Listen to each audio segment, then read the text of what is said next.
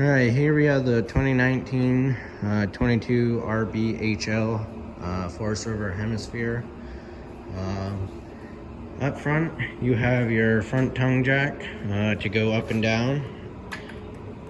So you have down and up. You have a little light right here when you're hooking up when it's dark. You got your chains and your 7-way up here for your lights and brakes. Then right here, you have a breakaway. This you'll hook next to your chains. You won't hook it to your chains. That's like an emergency brake. For some reason, if it came off the ball and the chains failed, that would pull out and lock up the brakes so it's not going way behind you. You have a 12-volt battery up here, and then your propane tanks are right here. This cover slides up so you can take your tanks off to get them filled, or these tabs or knobs just twist. You open the lid, then you have access to your tanks. Just turn them on to use them. And then you have your regulator right there. There's a little arrow right there on the white piece. That's telling you what tank it's pointing to. And then there's a little clear window. If that's red, that means the tank is empty, or if it's green or clear, there's gas going through it. So that's one way to check if your tanks are empty or full. And then if you have both the tanks on, if it's pointing to that one and that one goes empty, the little valve inside will switch over and draw from this one.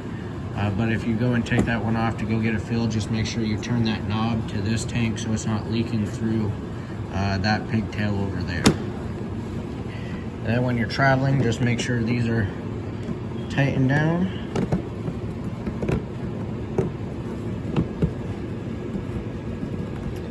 Alright, we'll move down the side.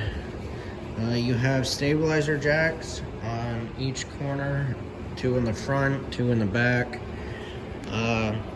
What you'll do when you're backing up to your site, get blocks or leveling stuff to put on your tires to level it side to side. Then unhook from your vehicle and use the front tongue jack to level it front to back. Once it's leveled, because you want your unit as level as possible for the fridge to work properly, the cooling, and the other appliances, and it's just nicer when it's leveled. Once it's leveled, there's a crank right over there hanging up. It'll just go on this drive nut right here. You'll crank it down. You can put blocks under them, so you don't have to crank them down all the way, or if you crank them down to the ground, it doesn't matter. But once they touch the block or the ground, give it 1/2 to 3/4 of a turn, just to give it a little pressure. They're only made to to stabilize it, to take the shake out of the unit. So you don't want to try and lift up your camper with them, or else it'll bend the jacks. And then, as you saw, your storage compartment up here, there's a light and switch over there. I'll show you that once we get around to it. But these doors, these are called slam locks, so all you have to do is just let go and it'll shut on its own, and then it's locked, or not locked, it's just closed. Then there's magnet here and a magnet up there, and that's to hold open the door, so you can use both hands to get inside of here. Moving down, you have a sewer outlet. This is just a gray tank, so this will be your sink and shower water. Yeah, so actually this is only the kitchen sink, so it'll only be the kitchen water coming out of here. This cap just untwists. Oh, a little hard one-handed, but it just twists off, then you hook your hose up to there, and then this valve just pulls out. And then once it's empty, you close it back up and take your hose off.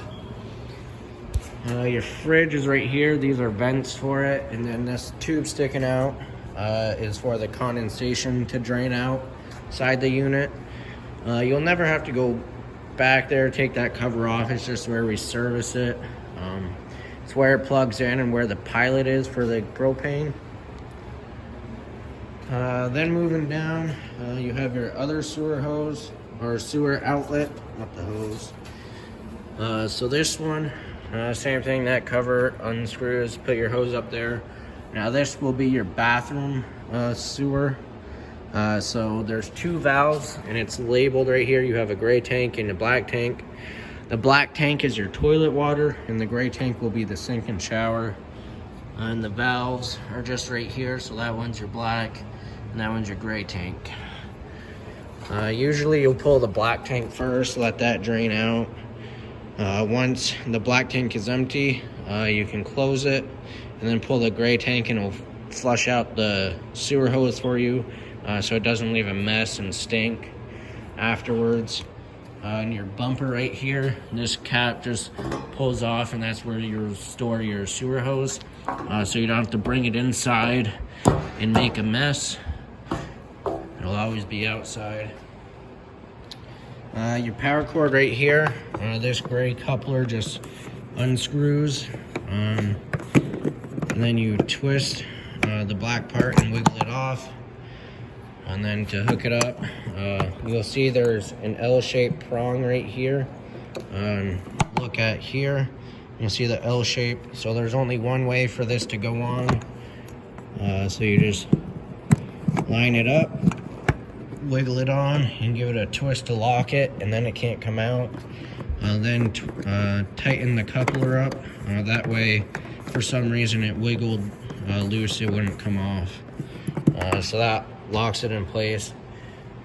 This is a 30 amp service, so when you go to your campground, make sure you ask for the 30 amp service. When you're at home, you can get an adapter and plug into a household outlet. You just can't run your air conditioner because that requires their 30 amp service.